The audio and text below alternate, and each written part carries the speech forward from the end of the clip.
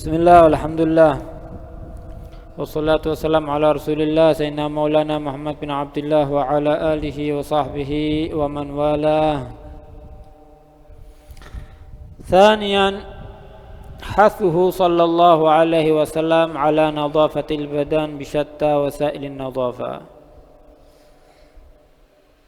Yang kedua, kemarin kita masuk tema judul bagaimana Rasulullah SAW memerintahkan kepada umatnya untuk menjaga kebersihan. Sekarang masuk yang kedua, bagaimana Rasulullah SAW menganjurkan terhadap menjaga kebersihan badan dengan berbagai macam wasilah untuk membersihkan tubuh kita. Famin dzalik amruhu sallallahu alaihi wasallam bil ghusul. Maka di antara cara atau wasilah kita menjaga tubuh kita agar bersih, bagaimana Rasul sallallahu alaihi wasallam memerintahkan kepada kita untuk mandi.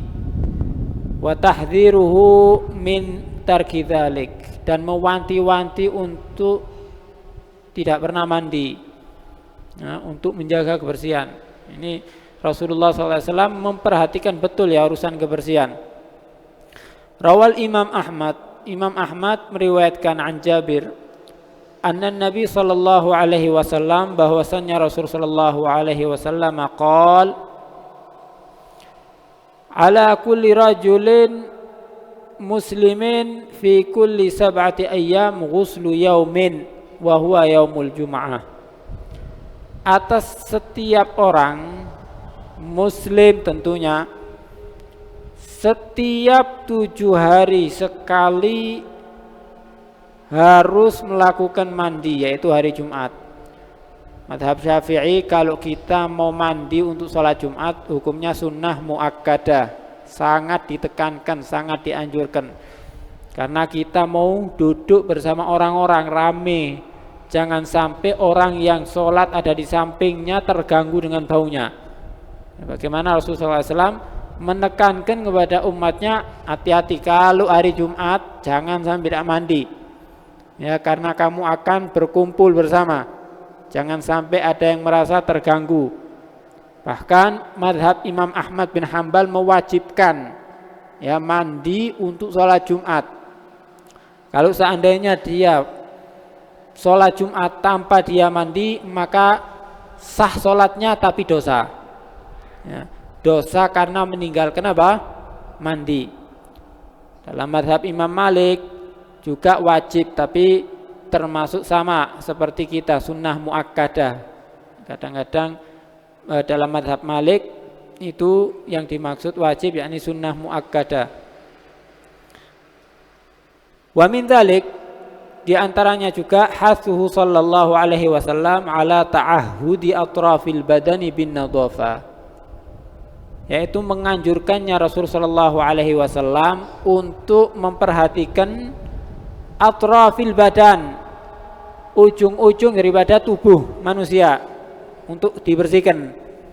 Ya, khususnya lipatan-lipatan ya, lipatan-lipatan tubuh seperti leher bagi orang yang gemuk. Kemudian perut ya, orang yang buncit perutnya ya, ada lipatan ada di perutnya, kemudian ada di sikut ya, di selah-selahnya. Pokoknya yang hal-hal yang di situ rentan untuk kotor, Rasulullah SAW mewanti kita untuk perhatikan area-area tersebut. Ini banyak yang tidak menjaga di area-area tersebut, akhirnya kelihatan kotor hitam semua ya, kalau bahasa Inggrisnya boloten. Nah, kemudian wa izalatil awsakhi anha, menghilangkan yang kotor daripada anggota tubuh badannya. Kalau ada yang kotor dibersihkan. Wa anna dzalik minal fitratid diniyah allati ja'at biha jami'ur risalatil ilahiyah, dan sesungguhnya itu termasuk fitrah bawaan manusia dalam agama yang datang dari Rasul sallallahu alaihi wa ala alihi wasallam. Rawa Muslim ana Aisyah radhiyallahu anha, Imam Muslim meriwayatkan anna Nabi sallallahu alaihi wasallam, bahwasanya Rasul sallallahu alaihi wasallam berkata, asyrun minal fitrah, ada 10 hal yang dia itu termasuk bawaannya manusia yang agar kita perhatikan. Ya, 10 hal ini. 5 ada di area kepala, 5-nya di anggota tubuh badan ini. Yang pertama qasus syarib, untuk merapikan kumis. Kadang-kadang kumisnya sampai dipanjangkan. Kumisnya sampai apa? Dipanjangkan. Nah, Rasulullah SAW mengajarkan kepada kita untuk merapikan kumis. Jangan dibuat tebel itu sampai nutupi bibirnya. Kemudian wa i'fa'ul lihya, memanjangkan jenggotnya. Jenggotnya itu jangan dicukur. Ini dikasih jenggot malah dicukur. Rasul sallallahu alaihi wasallam, ya, beliau memanjangkan janggutnya. Ya, dikatakan Rasulullah ukuran janggutnya itu seukuran genggam, 1 genggam. Ya, karena lebat. Kalau yang tidak punya ya wis, apanya yang mau dicukur? Ya, kalau punya dirapikan. Ya, jangan dicukur. Wasiwak, kemudian juga selalu menjaga mulut dengan bersiwak. Kalau sekarang sikatan terus, ya, di samping bersiwak, ya, karena supaya tidak bau kalau komunikasi dengan orang lain. Wastinsyaqul ma, selalu berkumur, ya, kemudian memasukkan air ke dalam hidungnya. Nah, ini kalau mau wudu disunahkan kumur, masukkan air ke dalam mulut sambil dimasukkan sedikit air ke hidungnya, dikeluarkan. Sebetulnya kalau kita jaga wudu dengan sempurna, sunnah-sunnah, insya Allah meskipun tidak mandi kelihatan seger satu hari itu. Ya, wudunya aja cepet-cepetan kita ini. Kemudian wa ghuslul barajim, membasuh barajim. Barajim itu lipatan yang ada di jari-jari, ini namanya barajim. Ya, diperhatikan, apalagi yang tukang-tukang misalnya suka nguruk tanah, ya, biasanya kotor di sini. Barajim, lipatan ada di jari-jari itu, diperhatikan. Kemudian wanatful ibid, mencabut bulu ketiak, ya, sunnah bagi laki dicabut. Kalau mampu, tak mampu cukuran, pokoknya jangan dibiarkan. Kemudian wahalkul anah, mencukur rambut bawah. Wantiqasul ma, kemudian selalu beristinja menggunakan air.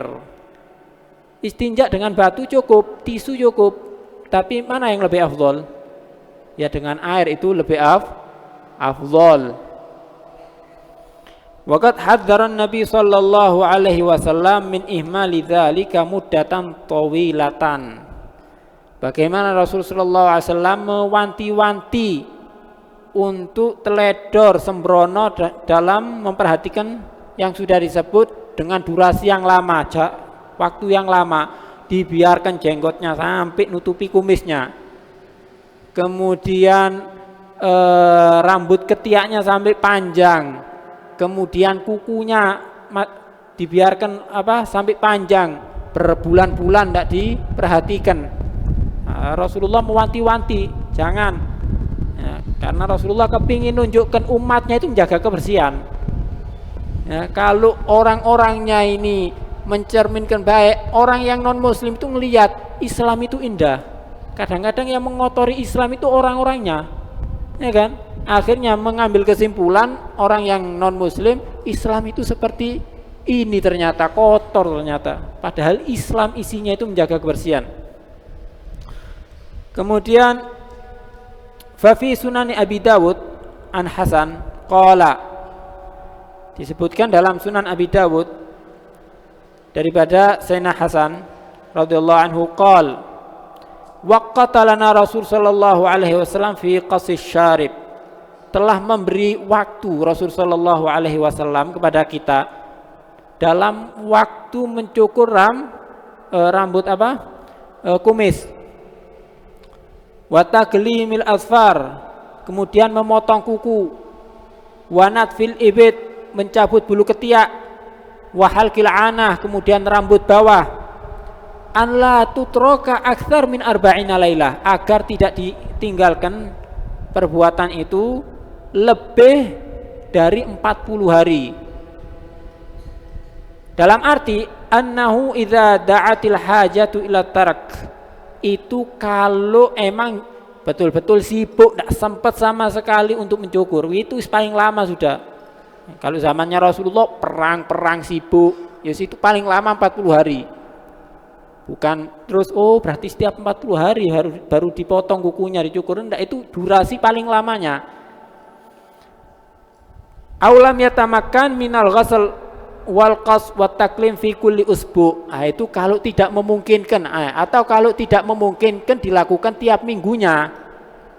Ya, kalau bisa tiap minggu ya lebih ahsan. Setiap Jumat misalnya diagendakan untuk merapikan semuanya, khusus hari Jumat. Itu sangat dianjurkan. Fala yajuzu lahu an yuakhkhara aktsara min arba'ina lailah. Maka tidak boleh baginya dia mengakhirkan daripada semua yang disebut tadi, aktsar, lebih daripada 40 hari. Kenapa? Kalau lebih dari 40 hari gimana? Fa innahu hina idzin athim. Orang yang dia sampai lebih dari 40 hari dikatakan dosa. Ya, kita mazhabnya Syafi'i dikatakan makruh. Tapi dalam mazhab lain mungkin mengatakan dosa. Mungkin ini mazhabnya Imam Abi Hanifah, wallahu a'lam. Tapi yang pasti ya, kalau lebih dari 40 hari berarti apa? Makruh dalam mazhab Syafi'i, sangat tidak dianjurkan. Kama nassal fuqaha wa ala dzalik, sebagaimana yang dinas oleh fuqaha tentang hal itu. Fuqaha ya mencakup ada mazhab Syafi'i, Maliki, Hambali, Syafi'i. Tapi kalau Syafi'i tadi makruh. Wallahu a'lam, apakah ini pendapatnya Imam Abu Hanifah yang mengatakan sampai haram? Meninggalkan pendapat ulama yang mengatakan haram itu lebih afdol, lebih hati-hati kita daripada nanti kita termasuk perbuatan dosa di dalam mazhab lain, kita hindari. Wallahu a'lam bissawab.